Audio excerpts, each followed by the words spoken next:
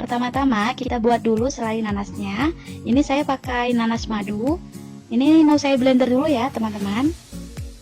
Tapi kalau mau diparut juga bisa, hasilnya malah lebih bagus teman-teman, supaya serat-seratnya itu lebih kelihatan ya. Jadi sesuaikan sama selera saja.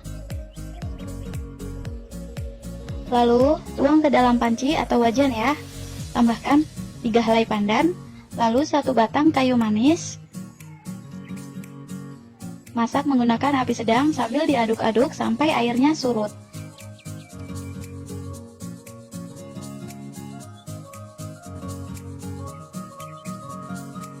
Setelah agak surut, tambahkan 250 sampai 300 gram gula pasir atau sesuai selera ya.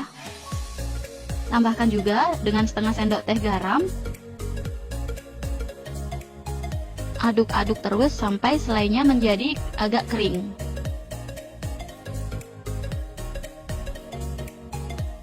Setelah selainya sudah agak kering dan warnanya menjadi kuning keemasan seperti ini, boleh dimatikan ya apinya. Pastikan selai nanasnya agak kering ya, tapi jangan terlalu kering juga sih, jadi pas-pas aja ya. Tada, selai nanas sudah jadi teman-teman. Kita tunggu dingin dulu ya, setelah itu kita pulung satu persatu.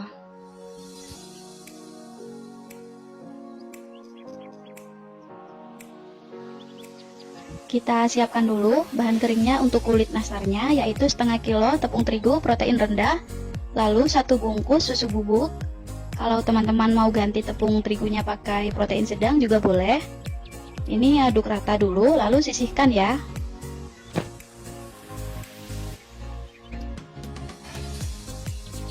Setelah itu kita buat kulit nastarnya, yaitu ini saya pakai 100 gram room butter. Saya pakai merek Holman.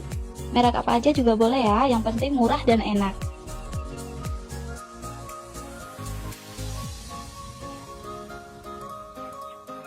Lalu tambahkan 250 gram margarin. Saya pakai Blue Band Cake and Cookies. Satu kemasan ini isinya 200 gram ya. Jadi saya tambah 50 gramnya lagi.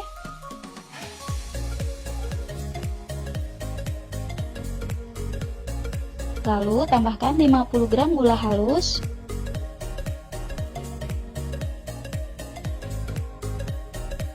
Aduk menggunakan whisk sampai lembut.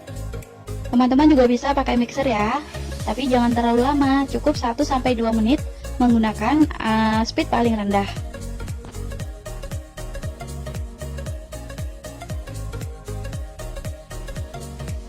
Setelah mentega atau margarinnya sudah lembut, tambahkan 1/4 sendok teh garam, lalu 2 butir kuning telur,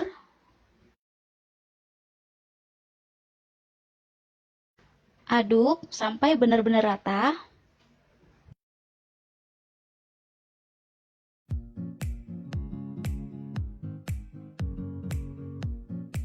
Setelah itu masukkan bahan keringnya sambil diayak ya.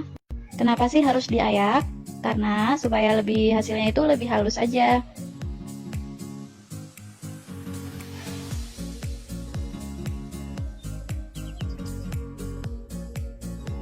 Aduk menggunakan spatula saja ya, jangan terlalu lama kena tangan, karena kalau sering-sering kena tangan nanti hasilnya akan sedikit lebih keras.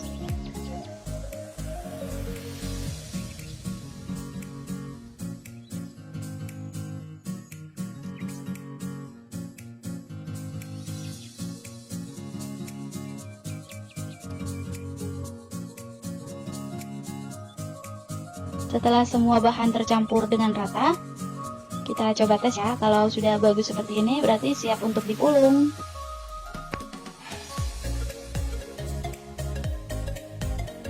Kita pulung satu persatu. Ini saya timbang ya. Saya timbang 8 gram. Dipipihkan dulu, lalu tambahkan selai. Selainya saya pakai 2 gram. Setelah itu bulatkan. Maaf ya teman-teman, saya nggak pakai sarung tangan atau sarung plastik tangan karena hasilnya itu agak keriput-keriput gitu karena kena plastik. Jadi lebih bagus pakai tangan ya. Tapi kalau teman-teman mau pakai sarung tangan yang plastik itu juga boleh. Jadi sesuaikan sama selera ya.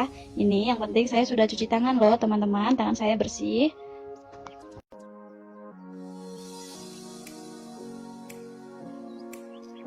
tata di loyang ya teman-teman. Tapi loyangnya tidak perlu dioles margarin.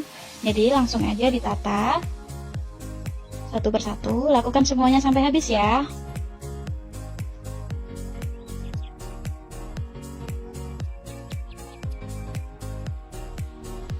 Setelah semuanya sudah dibentuk, kita dapat satu loyang, boleh langsung dipanggang ya.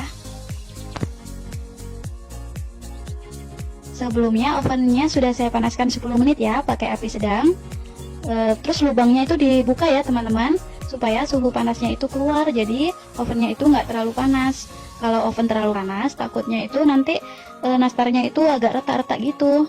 Lalu panggang selama 15 menit dengan api kecil ya.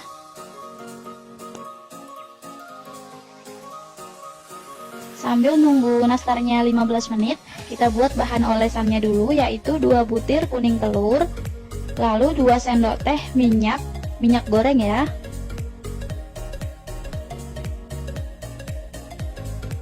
Lalu sedikit pewarna kuning telur. Kalau pakai telur omega lebih bagus teman-teman, jadi nggak perlu ditambah pewarna seperti ini. Aduk rata, lalu sisihkan dulu ya. Setelah 15 menit, kita keluarkan dari oven.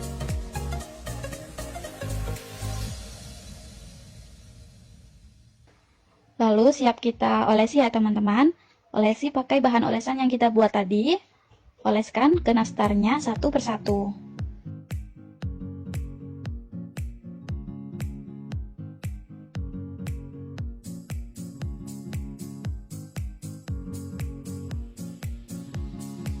Untuk olesan jangan terlalu tipis dan jangan terlalu tebal ya teman-teman, karena kalau terlalu tipis hasilnya kurang cantik, dan kalau terlalu tebal hasilnya bisa agak retak-retak gitu teman-teman.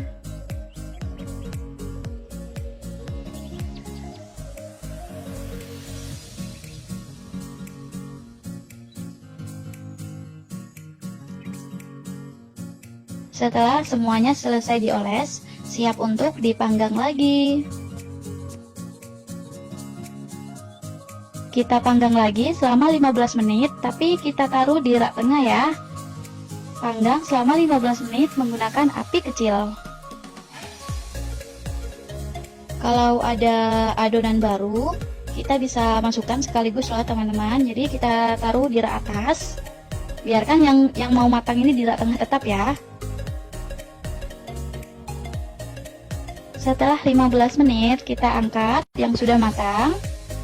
Lalu kita tutup lagi ya ovennya, biarkan yang atasnya itu matang selama 15 menit.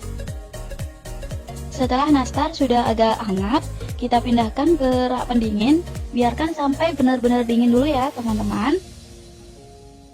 Kalau sudah dingin, baru boleh ditata di dalam toples. Jadi jangan sampai kita tata di dalam toples saat nastar masih hangat, supaya nastar lebih awet dan tidak berjamur. Setelah itu kita siapkan toplesnya seperti ini. Kalau teman-teman mau jualan, coba-coba jualan untuk lebaran nanti, bisa pakai toples seperti ini teman-teman. Dan bisa pakai cup hitam seperti ini agar hasilnya lebih rapi.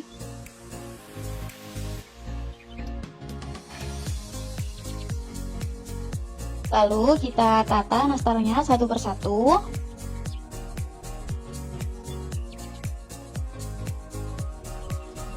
Untuk barisan kedua, tata di sela-sela tengah-tengahnya nastar ya. Jadi supaya nastarnya tidak miring. Tata semuanya sampai habis.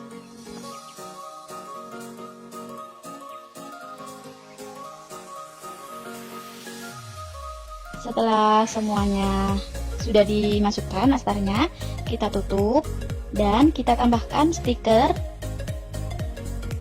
untuk menambah nilai jual ya teman-teman. Seperti ini pakai stiker. Jadi untuk menambah nilai jual supaya kue kita itu ada namanya sendiri gitu teman-teman, jadi terlihat lebih elegan seperti ini. Lalu samping-sampingnya tutupnya ini boleh dikasih selotip ya.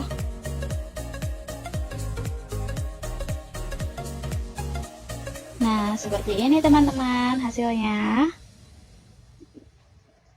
Warnanya cantik ya. Meskipun pakai otang, tapi hasilnya sangat memuaskan. Ini teksturnya sangat lembut.